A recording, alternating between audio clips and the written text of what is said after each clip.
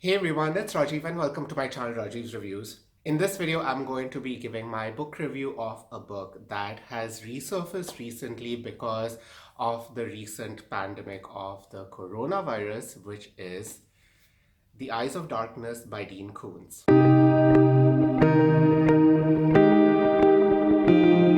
The story revolves around Christina Evans, who is very successful in her career, but she is still mourning the loss of her son, Danny, who passed away the previous year. Danny went on a camping trip the previous year, and mysteriously, the entire camping trip, along with the instructor, died, and no proper explanation was given. But one day, Christina starts hearing these mysterious noises around her house, which she does not have an explanation for.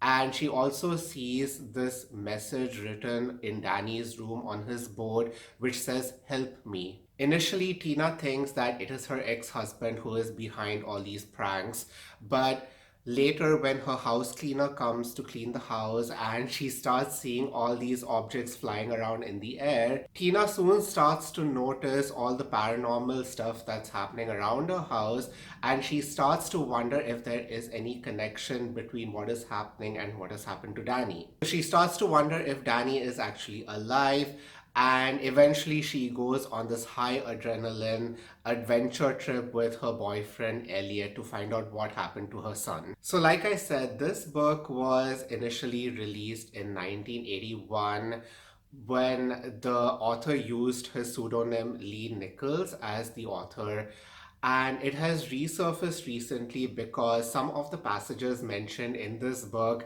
have a very weird coincidence to the pandemic that we are experiencing now in the form of the coronavirus. So, the main coincidence, of course, is that the killer virus in the book is known as the Wuhan 400 virus because it is said to have originated from Wuhan, which is where the coronavirus coincidentally also originated from. Secondly, the symptoms that the author mentions when a person contracts the coronavirus is very similar to the symptoms that people actually get when they are infected with the virus at the moment. Although in the book it is mentioned in a more extreme manner where the person is said to die within 4 hours after being infected by it. But other than these two things, there is really nothing else that talks about the virus. So I felt that it was just a weird coincidence that even though this book was published in 1981 and it has all these similar references, it's just a very bizarre coincidence that I wouldn't really create a conspiracy theory about. Speaking of the virus itself, as you can see, I have this very old paperback copy of the book, and I also read an ebook version of the book. And what's interesting is that because this paperback was published back in the 80s, the virus mentioned is not actually mentioned as the Wuhan virus, but it is actually mentioned as the Gorky virus. And the virus is said to have been developed from the Soviet Union, which, weirdly enough, after the Union collapsed in 1991, when I read the ebook copy, they have changed the virus from Gorky to Wuhan and changed all the relevant details, saying that it originated from China and not from the Soviet Union. But like I said earlier, other than these very strange coincidences, I don't think that this book has any forewarning as to what we are experiencing right now. But because of the recent build up and hype around this book because of the virus, it actually encouraged me to pick up this novel and read it because I am a fan of Dean Koontz and I have read some of his other novels.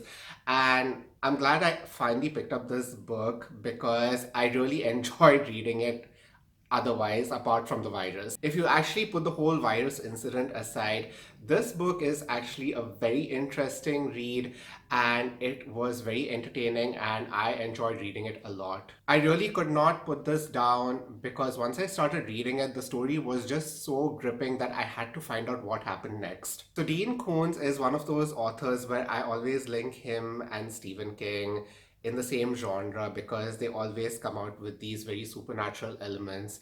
But what I like about Dean Koontz is that he always seems to mix the supernatural or the paranormal stuff with his main theme of mystery and suspense thrillers.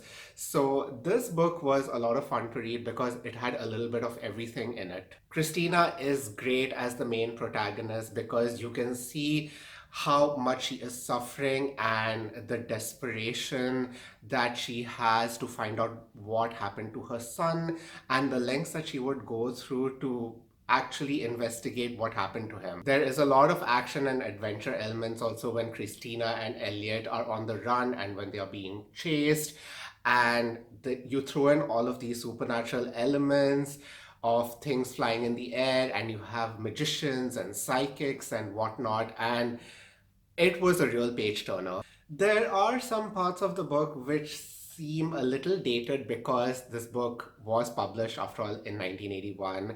Because there are some scenes like when Christina and Elliot go to the store and they buy these paper maps and they are like putting the marks on the maps, and you feel like no one would ever use that these days because you have the maps on your phones to easily navigate. So this is one of those books that I feel that if you are a fan of Stephen King, or if you like TV shows like Stranger Things, where it's kind of family friendly, but it also has this very nostalgic 80s element and a supernatural theme to it, then I would definitely recommend you reading The Eyes of Darkness. If you enjoyed watching this video, then please do like, share, and subscribe, and please click on the bell notifications icon to get notifications on whenever I post something new. Until next time, take care and see you. Bye.